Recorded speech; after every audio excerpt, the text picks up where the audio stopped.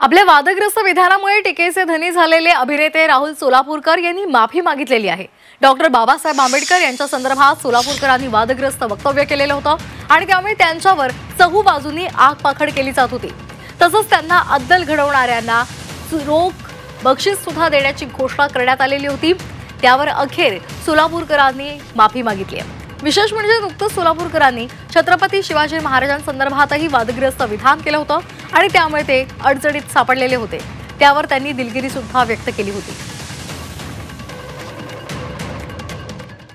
हिंदवी स्वराज्य संस्थापक छत्रपती शिवाजी महाराज यांच्या आग्र्याहून सुटका या प्रसंगाविषयी बोलताना माझ्याकडून एक चुकीचा शब्द बोलण्याच्या ओघात गेला होता आणि त्यावरनं अनेक शिवभक्तांच्या भावनांना ठेस लागली आणि त्याबद्दल मी जाहीर माफी मागितली। माझं त्यातलं म्हणणं एवढंच आहे की मला तो शब्द असा विषय नव्हता, तर महाराजांच्या राजनीतीविषयी बोलायचं होतं। त्याचं कारण त्या विषयावर अनेकांनी व्हिडिओ केलेले आहेत, जदुनाथ सरकारांपासून अनेकांची कागदपत्र त्याविषयीची उपलब्ध आहेत। मला फक्त महाराजांनी हुंडी वटून राजकारण कशा पद्धतीने केलं आणि सुटका करून घेतली हिंदवी स्वराज्यासाठी हा विषय बोलायचा होता। पण लाच हा शब्द बोललो आणि त्यामुळे अनेकांच्या भावना दुखावल्या। त्याबद्दल मी जाहीर माफी मागितली, आजही परत मागतोय।